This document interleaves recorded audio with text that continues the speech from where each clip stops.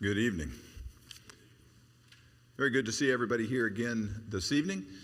We spent yesterday, the Lord provided us the opportunity to have 3 lessons that dealt with the marriage relationship. A couple of those dealing specifically with some principles as to the bigger picture in Ephesians chapter 5 of marriage, and that it is a picture of Christ and the church. And I don't know that you could overemphasize that or mention that too many times. I think that's something we definitely need to take home with us, thinking about we're portraying something to the world about God by the way we live as husband and wife. And then we talked about the seriousness and the commitment of that in covenant and what it means to enter into a covenant relationship with our spouse, as God describes the wife in Malachi, the wife of your covenant.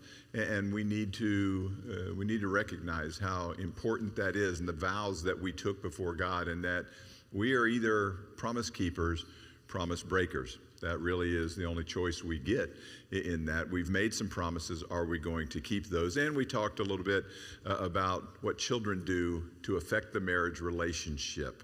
That balancing act that we try to strive for so that we prioritize the marriage. And that's still, even though we're going to be talking about, if the Lord permits us to, both tonight, tomorrow, and Wednesday, talking about the child and parenting aspect of our family, we need to still remember the marriage is the priority relationship in order to have the other relationships fall into place where they need to fall into place.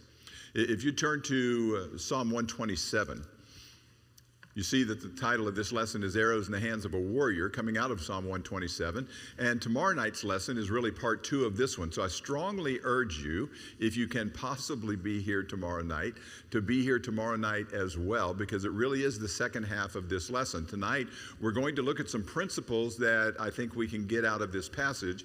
Tomorrow night, if the Lord permits, we're going to look at some practical applications as to how we accomplish those principles that God talks about in this passage. And so in Psalm 127, we're going to see some things that God says. I came across this quote a while back, and I thought, man, this guy just absolutely nailed it. Before I got married, I had 6 theories about raising children. Now I have 6 children. I have no theories. Without a doubt, I would tell you, for me anyway, without a doubt, one of the toughest jobs that God has ever given me is raising our children, and us together raising our children. There are times when there are just mountaintop type experiences of beauty and glory, but there are other times that you really are taking that dive down into the valley, and you're afraid you're going to get into the valley that has so much despair, and you're going to have a hard time getting out of that. There's incredible excitement, there's frustration, there's great joy that is had, as well as disappointment. It's just a very tough relationship, and it doesn't always go the way that we think that it will go. I know before we had children, I really did not anticipate that it would be nearly as challenging to raise 3 boys from the time they were born till the time that they were able to leave our home, and challenging in a lot of different ways. And I just wasn't aware of what it was going to be involving. And I think most of us are that way, the same as most of us don't understand what marriage is going to be till after we're married. We have some ideas. We're committed day one, in the sense of I was 100% committed to be the husband that I should be the day I married my wife. But I can tell you honestly, I had no idea what that commitment would require of me. That's what I learned in the process. I was still 100% committed, but you learn it's an ongoing process, as it is with children. I love James Dobson tells a story in one of his books. I don't remember which book it was in, but he talks about a mother when she first realized that motherhood was not what she thought it was going to be. She described coming home, and she said as she came into the house, her 3 children and 3 of their friends, so 6 children, were sitting in a circle in the living room. And she said she couldn't tell. She could tell they were doing something and they were excited about something. And so she tried to slowly creep up without disturbing them so she could see what they were doing. And as she got close enough to the circle that she could look over their shoulders, she realized that there were 6 baby skunks in the middle of the circle. And she said she panicked. She yelled, "Children, run." Each child grabbed a skunk and ran. She said it was at that moment that she understood this isn't exactly what I thought I was getting. That may not be our experience, but I can tell you as parents, we understand. There's a lot of things that weren't exactly as we thought they would be, things that were tougher than they needed to be. You could always do this. This reminds me of a quote actually from Mark Twain, but it doesn't have to be difficult. Mark Twain actually said, children, when they're born, should be put in a barrel, fed through a hole in the barrel. When they turn 16, plug the hole. Not probably the best method of raising children, and wasn't something I would have expected to hear from a humorist like he was, but it is challenging. There are times that we feel like trying to contain everything that we're supposed to do. Well, here's what God says. He tells us that children are a gift in verse 3, or some versions say a heritage, as the English Standard does. Behold, children are a heritage from the Lord, the fruit of the womb, a reward. Like arrows in the hands of a warrior are the children of one's youth. Blessed is the man who fills his quiver with them. He shall not be put to shame when he speaks with his enemies in the gate. And you start that passage and you think, I can absolutely see that. I understand that. I even understand why God would say that, because when that child is born, I think every mother, every father understands the concept of, man, this is a gift from God. A living being that God has given us, and what a blessing that is. And to hold that little child and to be able to see that incredible innocence in that child, and the beauty and the joy that is brought to the parents and the grandparents and everybody involved. We understand that. A heritage, a gift from God, a reward, he says. It's a reward from God to be able to have a child. But then I want us to focus on where he goes next with that, because he says, children, he says they're like arrows in the hands of a warrior. I just want you to think about that statement. God is weaponizing your children. Think about that. I mean, that just seems like a strange analogy to make. Children are like arrows. And not just arrows, arrows in the hand of a warrior. Think about what that means. We're going to talk a little bit about arrows because I think there's some significance in that statement. And then tomorrow night, I think we're going to look at a passage that will help us identify some of the things that are attached to that just fit so beautifully as God is giving us this description. When you think about arrows, there are certain things that you would understand. All are similar. You look at an arrow, they all look basically like this, don't they? Or like the pictures. All are similar. They may have different kinds of points on them. Some are made for targets, some are made for hunting, different types of but they may have longer areas of feathers, but they're all basically the same. And I think that you're going to see some things about the structure of an arrow that have a direct correlation to children and the things that God would have us to understand. I'm not saying that God in this passage was trying to get us to think totally in the function and the way an arrow is built, but there are some very direct ties, and I think that's very helpful from that standpoint. All are very similar, but all are different, are they not? How many people in here, and just acknowledge in your head, you can nod your head or anything, how many people in here have multiple children? Just give me a nod of the head so I can see. Multiple? How many of you would say your children are different from one another? So how did that happen? Because all three of ours were ours. Same genetic structure. They both came from me and my wife. They were both raised in the same, or all three were raised in the same household. They all had the same rules. Everything was the same as far as the way, with the exception of, you stop taking pictures by the time you get to the third one. Really doesn't matter. But no, it does matter. I'm just kidding. But they were different in so many ways. In school, our children were different. We had one that his brothers called him the golden child. He was the one, if a teacher assigned something, he did it because the teacher assigned it. I have to tell you, that was a foreign concept to me. To Judy, it was probably logical, but just because the teacher gave him an assignment, they did it. I had one that was a daydreamer, and then one that he just went to school to talk to his friends. I'm sure that part came from Judy's side of the family, her being the talker.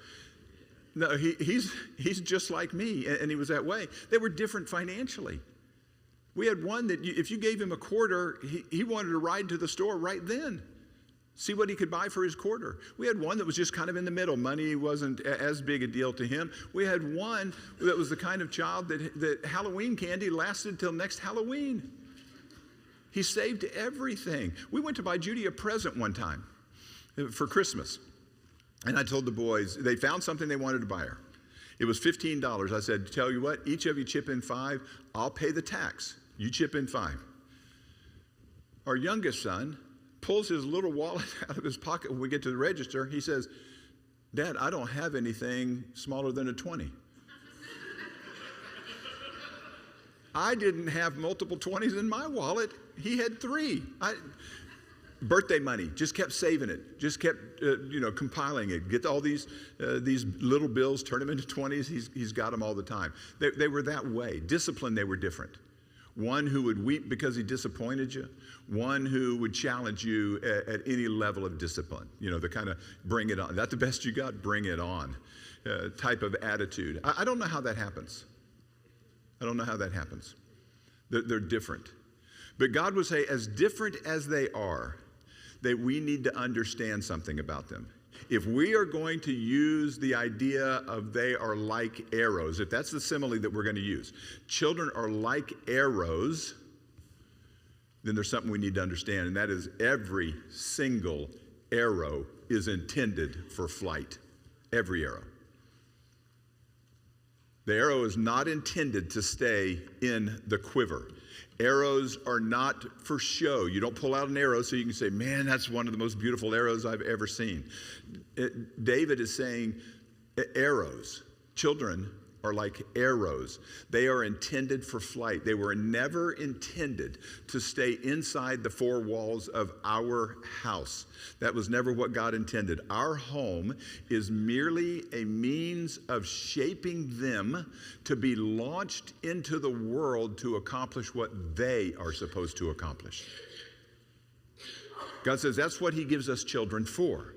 To continue to pass on the knowledge of God so that the glory of God can be seen from generation to generation. And as parents, we had 3 sons. It was our responsibility to have them be driven and raised in such a way that they could be launched from our home to make their impact in the world. Look at Genesis chapter 18 for just a moment. Love the statement that God makes in regards to Abraham. Genesis chapter 18.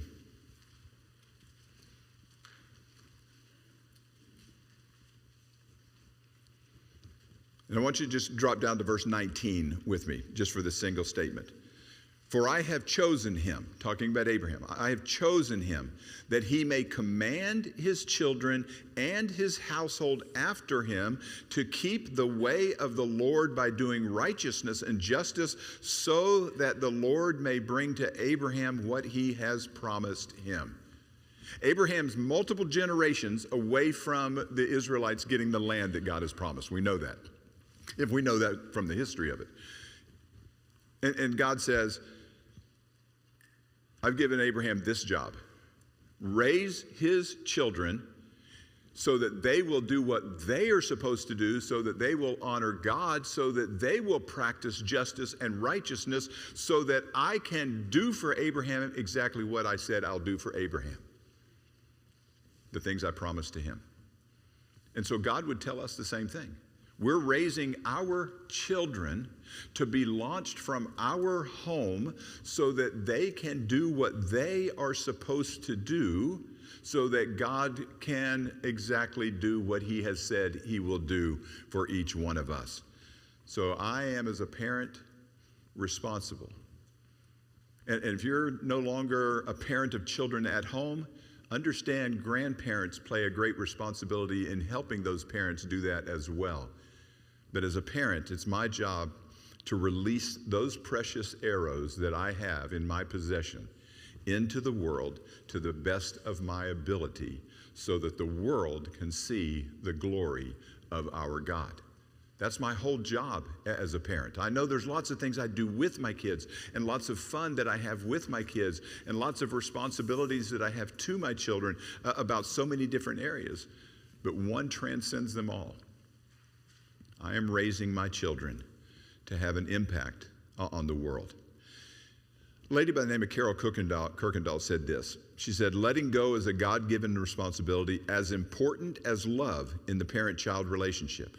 Without it, without release, children cannot grow. With it, they gain confidence and independence to seek and reach their potential in life. I love this next statement. It says, give your children roots and wings, as the old saying goes. Love them and protect them. Nurture them with a strong sense of God and family, and then let them go. Now, I got to tell you, that's an easy thing to understand intellectually. That's a hard thing to put into practice.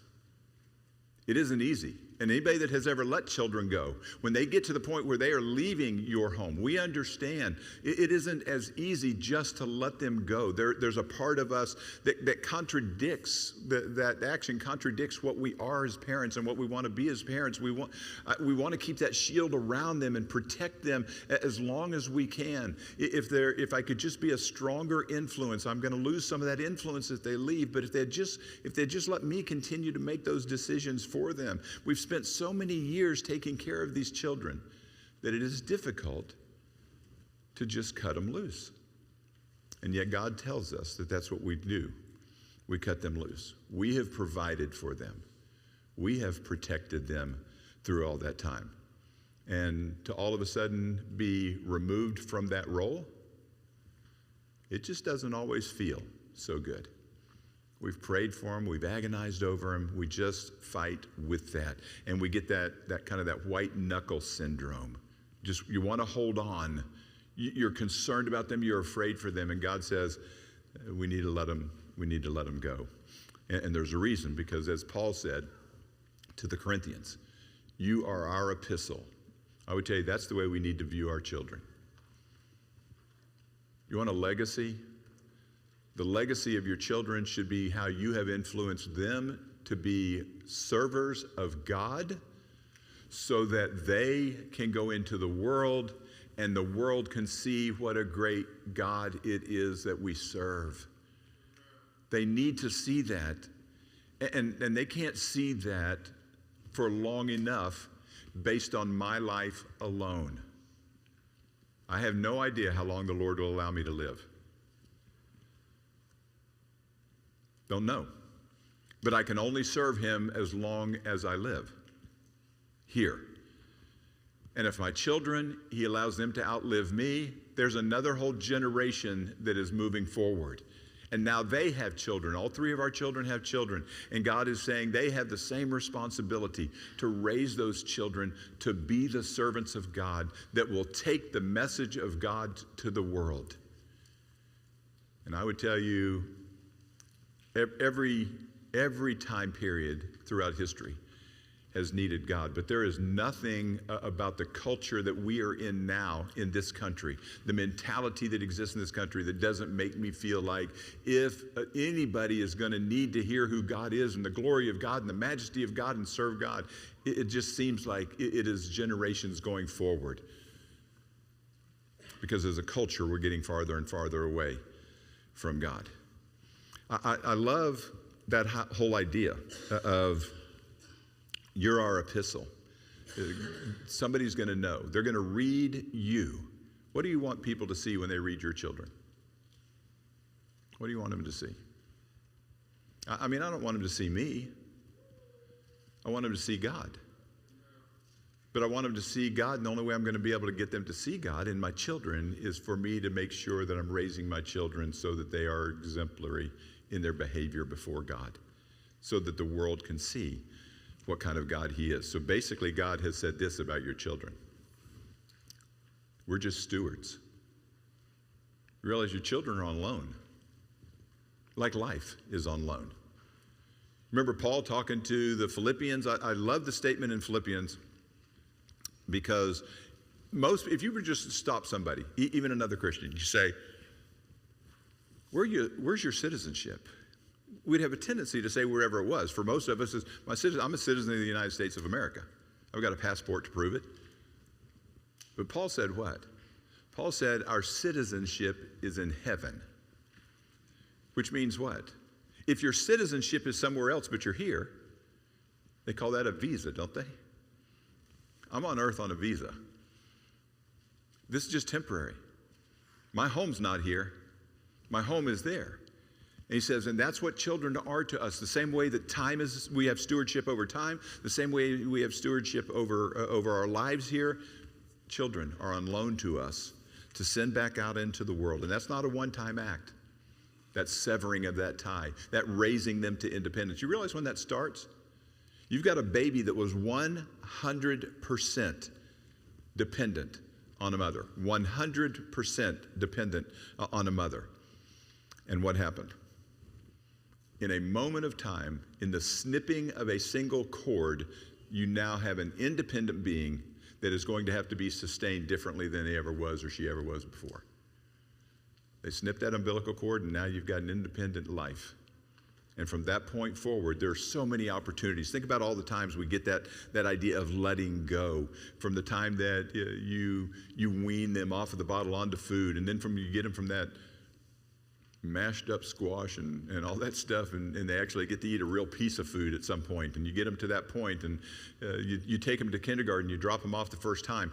God has given us so many opportunities to continue to prepare, to understand we're building independence, we're helping those children to be able to leave our homes, and so we strive to accomplish that for them. First time with a babysitter, on a bike ride.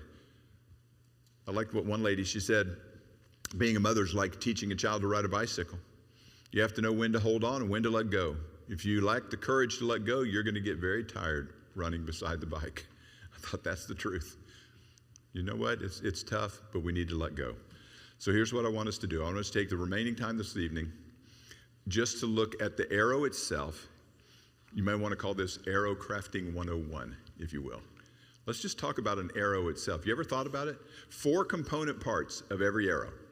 4 component parts that I think tie directly and so well to the concept of what we are to be bringing up in our children. And so as you think of first, there is the shaft in an arrow. We just know that. That's the shaft. That is, in fact, the part that everything else is attached to, but the shaft is what they start with. After the shaft, you have the fletching, it's called. We say feathers sometime, but it's not really feathers. Maybe feathers that they use, but it's fletching. That's the part that is the feathers on it. Then you have what is called the nock. That is the part the string attaches to, that little hook in the back of the arrow, and you have an arrowhead. 4 parts. 4 parts that I think we can see a great correlation here between what they represent. Here's what we want to look at. The shaft of the arrow is going to relate to the concept of identity. It is that to which every other part of that arrow is attached. It is the base. It is the structure. The nock, the fletching, and the arrowhead are all attached either by screwing on or gluing on to the shaft, the identity that is there. Secondly, the fletching is the character. What does character do? Character is the idea of who I am, what my life looks like. What is the purpose? You ever shoot an arrow that doesn't have fletching on it or has damaged fletching on it? You know what happens to it? Doesn't go anywhere near the target. It may go off to the right, go off to the left, go up, go down, wobble, do something. The fletching is what causes the arrow to fly straight. It's the character. What it is as a child that I'm trying to get them, I want to make sure you're pointed in the right direction because of who you are. This is who you are becoming so that you can fly straight. The nock is the relationships. It is what ties the arrow to the bow. It's what hooks the arrow. So now it's attached to something else, to the bow. And then finally, the arrowhead, the mission or the goal, that's what it's for. It has a purpose, whether it's to go into a target, whether it's to go into an animal, whatever the case may be, it has a mission or it has a goal. So here's what I want us to think of. We're going to talk about all four of those briefly, but I want as principles, and then Lord willing, tomorrow we want to talk about how do we make sure to establish all four of those traits in our kids. What are the practical ways we do that? But I want you to think about this, because this all starts with how I get my children to think and what I get them to think about. Because sow a thought, reap an action. Sow an action, reap a habit. Sow a habit, reap a character. Sow a character, reap a destiny.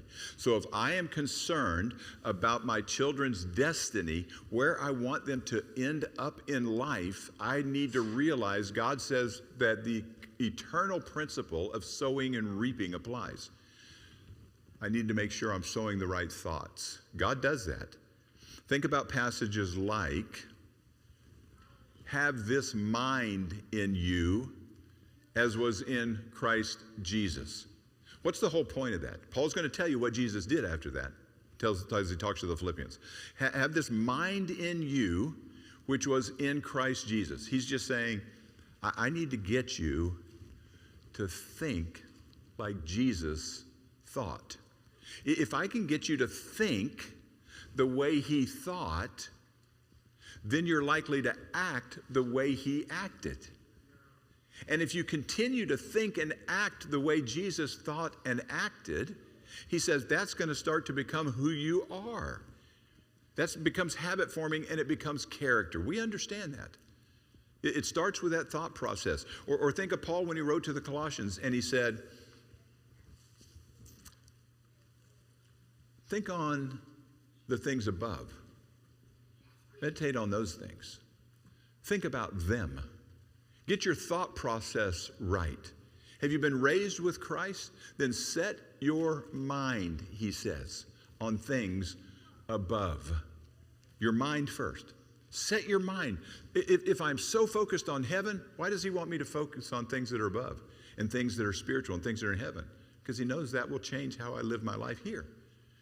So he wants me to get the right mindset. God does that throughout the scriptures.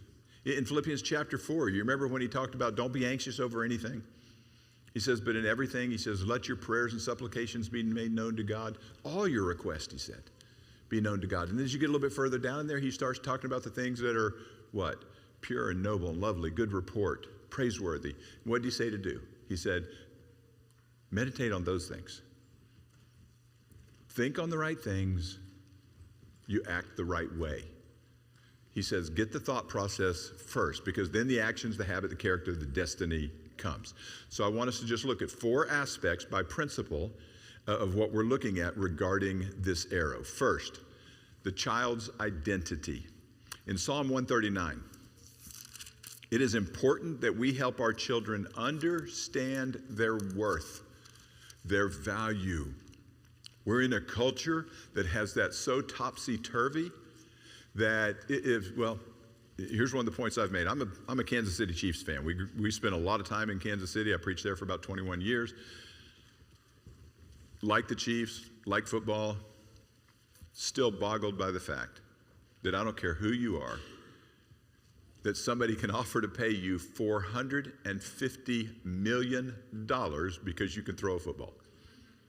That's mind-boggling, is it not? $450 million because you can throw a football. We place value as a society in all the wrong things. And so our kids are going to school and they're made to feel that they're good if they're good athletically, if they are good academically, if they are good because of the way that they look, whatever the case may be. We're putting their esteem based on these things that are external and that the society is telling them creates the value. But in Psalm 139, when David is writing, David wants them to understand that's really not the basis of it. And he understands where his value comes from. In verse 14, he says, I praise you, for I am fearfully and wonderfully made. Wonderful are your works, and my soul knows it very well. He says, you want to know why I'm valuable? I'm valuable because God made me. And getting your child to understand they have incredible value. It doesn't matter what the people around them are saying. They have incredible value because they are the very creation of God himself. God has made our children. And I want my children to understand you are incredibly valuable. Why? Not because of how good you are in what you do. I want you to be good in whatever you do. I want you to put forth effort in whatever you do. But your value is based on the fact that you are God's. The same as my value. And so I'll always understand that it's only by the grace of God do I even have a chance to go to heaven. Never because Mark is so good at anything. It's all based on that God has made me and it's him. Everything is him. I want my children to understand that because God never changes. So if my child's value is based in God's creation of them, then my child should always feel valuable, no matter what happens around them, no matter how they're treated. They need to understand that they're from God. In Genesis chapter 1, doesn't he tell us we're made in the image of God? You couldn't be attractive enough physically to remotely compete with being made in the image of God. It doesn't matter what I look like here.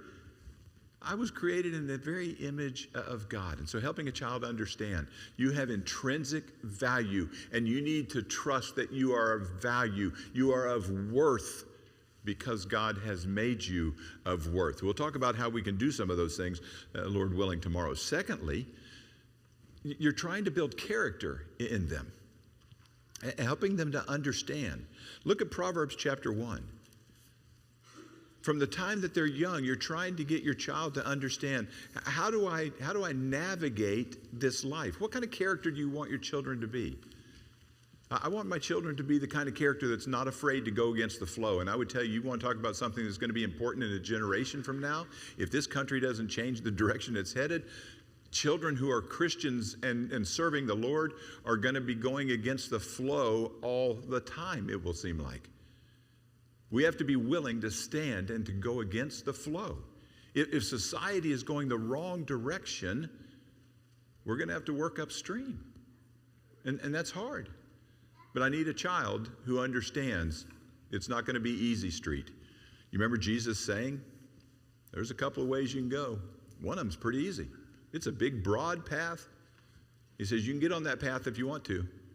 Jump on the path that everybody else around you is walking on.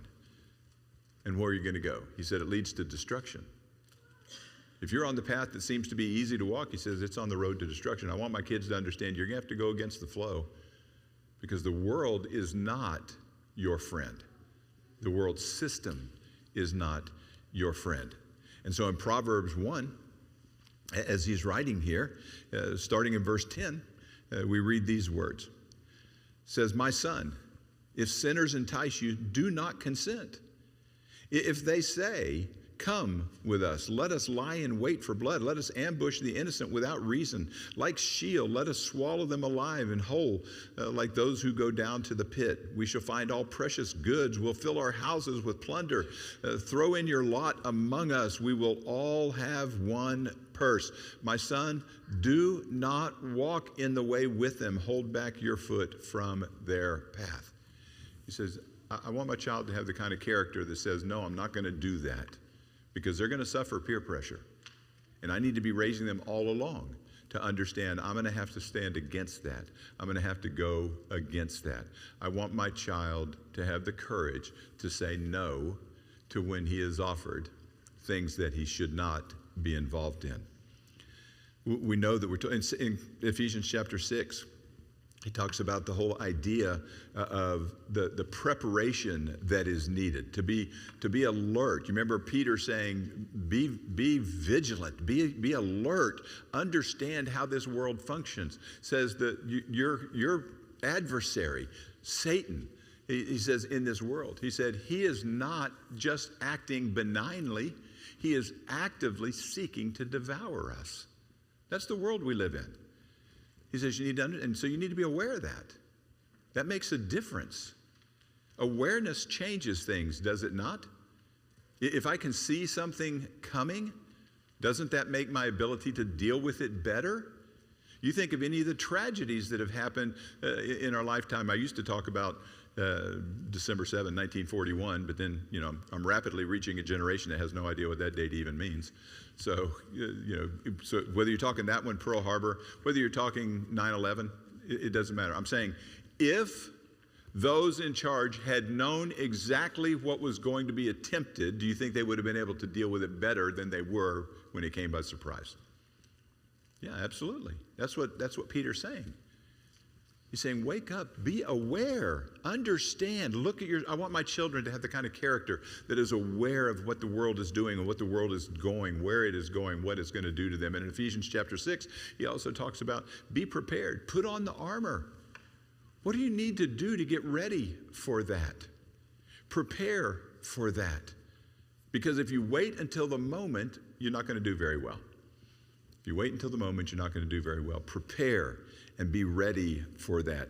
Don't be afraid to go against that flow. Make sure you're willing to stand and fight by doing the things that God would have us to do. Thirdly, what kind of relationships you want them to have? What do you want to teach your children about relationships? I want to teach my children to love people. Hate sin, but love people. Jesus dealt with the dregs of society. We know that. He was accused of eating with the dregs of society. Does he even understand who it is that he's spending any time with here? I want my children to be compassionate, because when Jesus looked out on the crowds, he was compassionate, sometimes because they were sick, physically sick, and he healed them. But I would tell you, more often than that, what it seems to be that disturbed Jesus was, he looked out and saw the multitudes, and they were as sheep without a shepherd. And that's what he wanted to reach out to them with.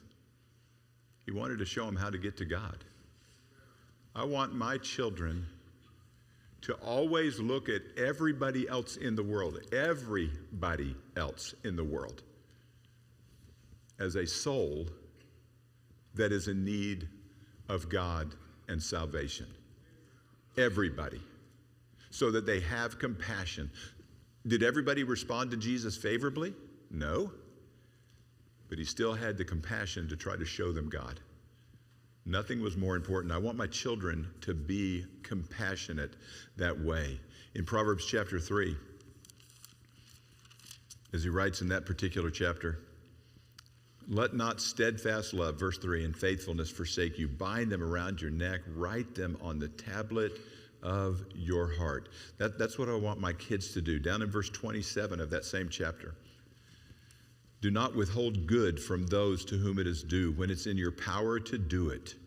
Don't say to your neighbor, go and come again. Tomorrow I will give it when you have it with you. He says, you know what? Don't withhold good. If you've got the ability to do it, do it. Be compassionate. Have that kind of relationship. Be a servant. I want my children, because I can tell you, there are times that they could look at Dad and they could say, Dad seems to be pretty interested in himself. Have you ever had that in your life as a parent? Let me just give you an example. There were times when I would be exhausted from work, whatever else, had a recliner that was my favorite chair to sit in, one of those deals. Didn't quite look like the one off of Frasier with all the duct tape and everything, but it was pretty well worn into. There'd be times I could be sitting in that and have a child come up and want you for something and need you for something and ask you for something, to which I would say, you know what, Dad's really tired. Let me just sit here for a little while. We'll take care of that maybe tomorrow. Now, I'm not saying you don't ever have exhaustion. You don't ever need to tell your children no. All of that happens. But there are times that Mark was more interested in Mark's comfort than he was in his child's request. And that's what I think I don't want my children to do. I want my children to understand I couldn't do anything better than be a servant. And I always get pictures like a statement of Jesus. When it says he went in John 4 to the woman at the well. He just went to the well. He didn't go to the woman at the well, but she's coming. And do you remember before she gets there, what it says of Jesus? He sat down. Why? It says because he was weary. I got to tell you, that probably is an understatement of significant proportions. If you lived the life that Jesus did and the activity level and the continual work that Jesus did, weary seems like it would be the normal state, doesn't it? But he's sitting down because he's weary. But then this woman comes and Jesus immediately puts his weariness aside so that he can show her the God that she needs to see. I want my children to understand that's the kind of servant they need to be. Jesus got up from the table and washed his disciples' feet. Why? Because his whole point was, you need to be a servant. I want my children to have that kind of relationship where they think, there's nothing more I could gain in this life than to be a servant to others. I want them to be generous. You have the ability, be generous. Do we realize how affluent we are? How rich we are? I'm saying financially rich. We're rich in so many ways, but just financially. You realize if you have two vehicles, if you're a family that has two vehicles, you are in the top 3% of the entire world of wealth. Just two vehicles. A bank account, money in a bank account. The ability to take a vacation. I remember having a conversation with a gentleman who had come up from Nigeria when we were in Tampa. And we're sitting around, everybody's having a discussion, we're all Christians, and they were talking about, what's your favorite food? And somebody said, oh, pizza's my absolute favorite, or whatever. A good ribeye steak's my favorite. His name was Kofi, and they got to him and they said, Kofi, what's your favorite food? He says, I don't understand the question. And we said, well, what's your favorite food? He said, no, he says, you're not getting the picture.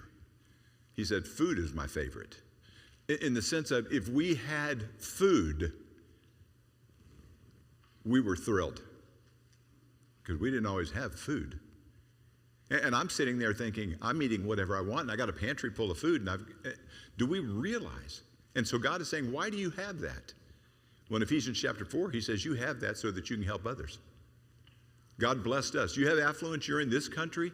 We need to be the people who understand, I've got the ability to help. I need to be the kind of person that helps. I want my children to grow up and be generous, not to hold on, not to hoard the money, not to spend the time. And then I want them to have worthy goals. Philippians chapter 3. Philippians chapter 3, as Paul is writing. And a couple of things that I love what he says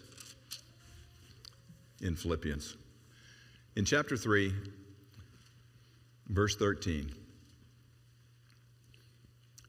Actually, verse 12, we'll back up. He says, not that I've already obtained this, or I'm already perfect, but I press on to make it my own, because Christ Jesus has made me his own.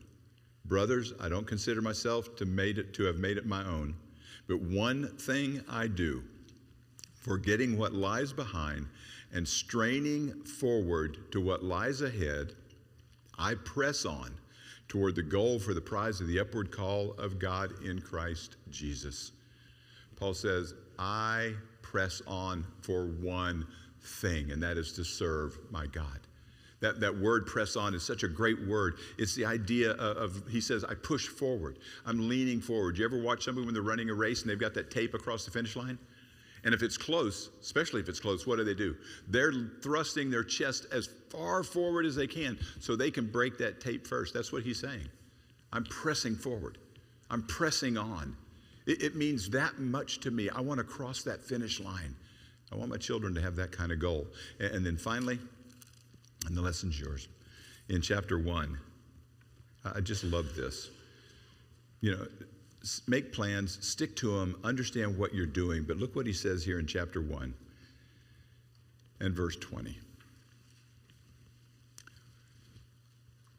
As it is my eager expectation and hope that I will not at all be ashamed, but with the full courage, now as always, Christ will be magnified in my body, whether by life or by death. I love that concept for this reason. Magnification happens two different ways.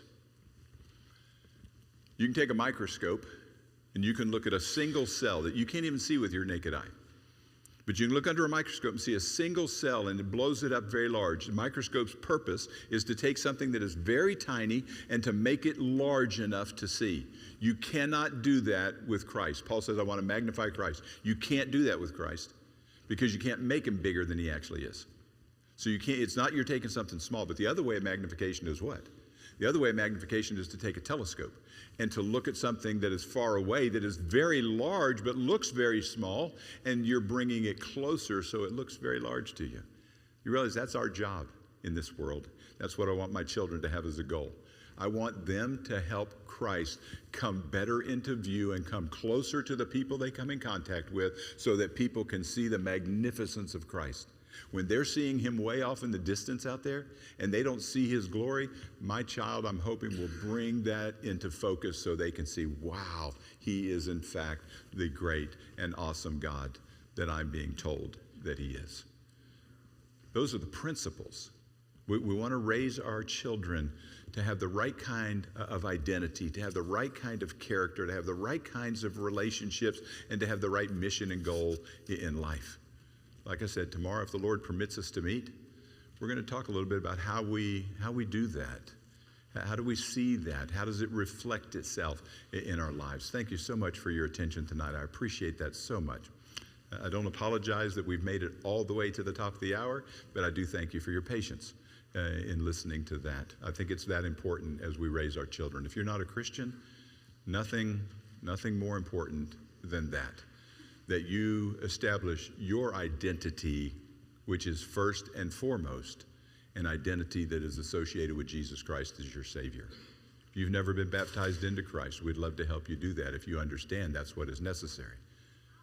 When you believe, when you're willing to confess Christ, willing to turn away from your life and your way to his way in repentance so that you can be baptized and start a brand new life. What a great concept that is, to start a brand new life, a brand new identity, establishing the character, the relationships, and the mission that God wants for you. We'd love to help you do that while we stand, while we sing. Been nailed to the cross,